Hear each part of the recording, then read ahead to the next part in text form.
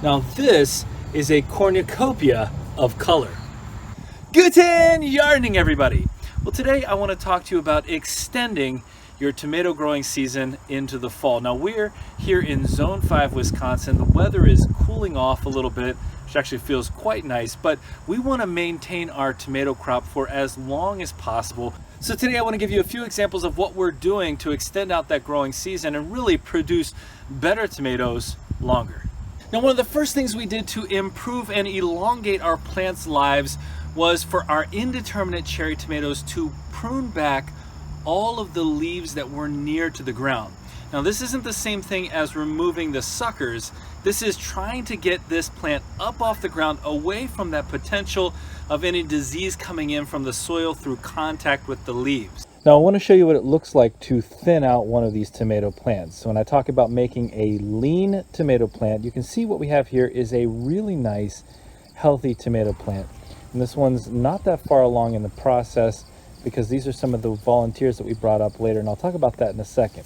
Now you can see very healthy leaves on here, but there are a lot of leaves that are down close to the ground, down where they can come into contact with the soil, and that's not something that we want. So what we're going to do is we're going to go and we're going to remove all of those. And now that we've taken all of this off, here's the plant that we're left with. This is a much leaner tomato plant. It's wide open. There's tons of circulation now throughout this plant. And actually, we have access and clearance around the base for some direct sowing as well. So we keep these plants a little leaner. They take up less space in general. And you can see we've done this the whole way down the line with these tomatoes, and really all of our tomatoes. So we have a lot more open space, and we've left plenty of leaves on here, so we're not going to have a problem with further fruit production. That's still going to happen. If anything, we've opened these up to a greater ability to produce. They're not going to be wasting energy on some of these leaves that aren't going to produce us any fruit, and instead they're going to focus in on the ones that will.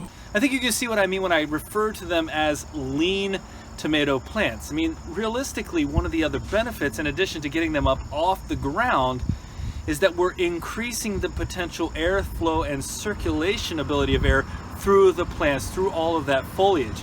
And that's really important as well for reducing the likelihood of fungal and bacterial infection in the plants. I'm sure if you've grown tomatoes in the past, you've likely seen some of that bacterial wilt or blight set in on those tomato plants. I mean, I think it's quite devastating to see that kind of disease spread through any kind of plant, especially our tomatoes, which we love so much. And so one of the things we've done, I think, is reduce that possibility of spread simply by cutting back on some of that foliage. Now, the tomatoes out front that I just showed you are actually still fairly young in the grand scheme of this entire growing season. Some of our tomatoes that are more well established, that have grown, I would say 4, 5, 6 feet tall at this point, we've done the exact same thing. So while there's a bunch of foliage up top, and we could thin that out a little bit as well if we wanted to, but while there's a bunch of foliage up top, you can see there's about 1.5 to 2 feet of space down at the bottom where we've not allowed any of our leaves to hit the ground, where we have thinned that out. And really, again, that circulation of air flows right through there, and these plants don't show even a little sign of disease. So we're really doing a good job, I think, through this method of helping to extend that plant life. Now, another possible benefit to this is that we're allowing the plant to focus its energy on fruit production and fruit ripening rather than just on the production of more leaves.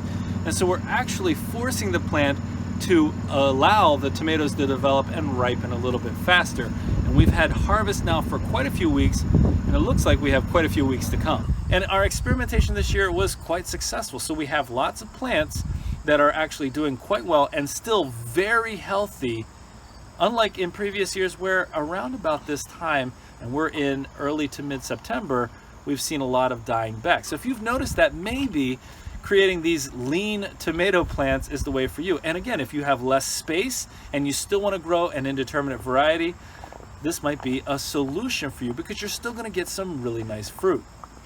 Now, earlier this season, we did a little short video where we talked about a couple of different ways for planting tomatoes. And one of the things we suggested was to plant your tomatoes sideways rather than necessarily planting them just deep and vertically. And that's because along the stem, you have the potential for root growth and root development, which would help the root structure and help you have a longer living and healthier plant just all around. It is possible whenever you have a tomato that is sort of nearing the end of a life cycle, or seems to be, to bury some of the stems that are lower to the ground and revive it a little bit and give it some of that fresh life.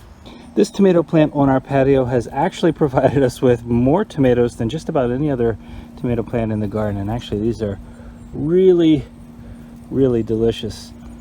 But it looks like it needs to be rejuvenated a little bit. We've got some dead leaves in here.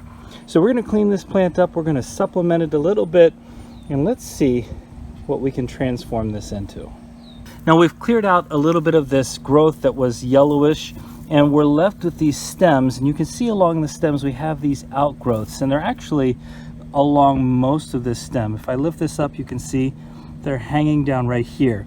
So they're really in the process already of forming additional roots, and we're going to take advantage of that by placing soil over top of these. And we've had success in the past by burying our stems, and wherever you bury these stems, you're going to get that root development. And so that really helps to rejuvenate the plant. And here's what our plant looks like after we've gone ahead and buried, you can see they're all gone, buried all of these stems underneath this potting mix, and we've gone ahead and amended it as well.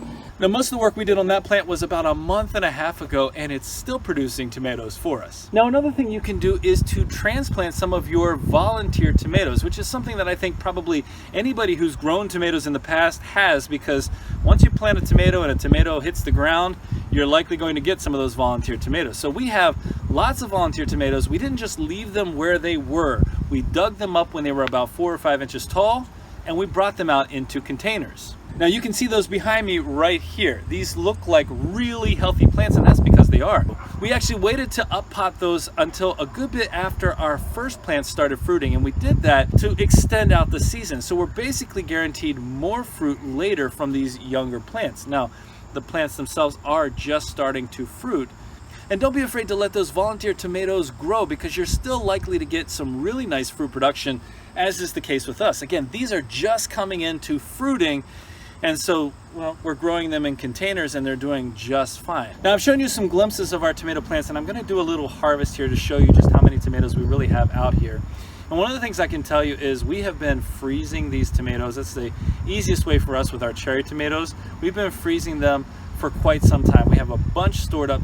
If ever you find yourself in a position where you have too many tomatoes and don't know what to do with them, one thing you could do is donate them to a local food pantry. Tomatoes are a personal favorite, and I think a lot of people like them, especially when they're fresh from the garden. And who knows, maybe somebody who says they don't like tomatoes will get to try your fresh garden tomatoes and realize why I call it garden candy. So let's take a look at some of the tomatoes we have to harvest right now. A lot of different variety out here, and these are volunteers.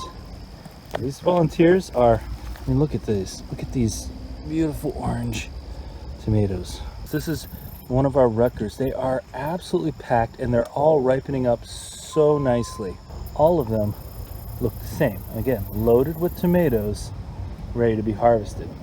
Now, this is an example of a volunteer tomato. It's a little bit different than some of the other ones because we didn't actually transplant this one. And I think you can see as I pull in here really close that this is also an example of what I'm talking about when I say we bury the stems, because right here there's 1, 2, 3, 4 spots plus on this side where this has all been covered. So the stems came up, we covered it with the soil, and you can see now this volunteer plant is a really nice size. This actually came up, I would say, about a month and a half later than the rest of our tomatoes, and it is really producing well down here. So take advantage.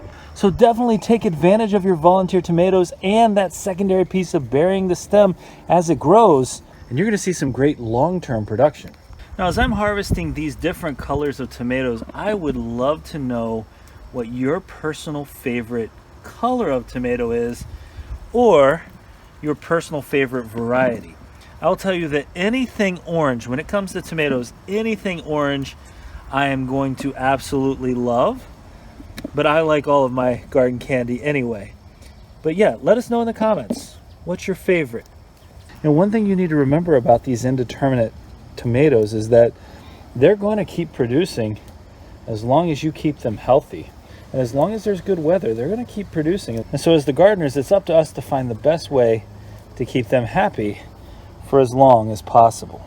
I think a few of these Rutgers tomatoes are going to be the last that we harvest for right now. And I have to be able to put these all away if I'm going to harvest this many.